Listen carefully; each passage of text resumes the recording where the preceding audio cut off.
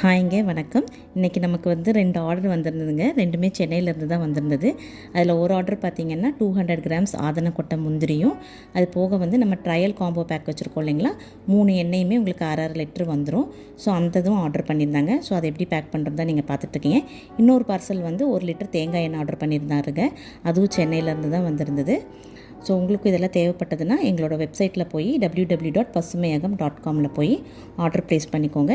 ரெகுலராக இதே மாதிரி எங்களுக்கு சப்போர்ட் பண்ணி கொடுங்க. Thank you so மச்சுங்க.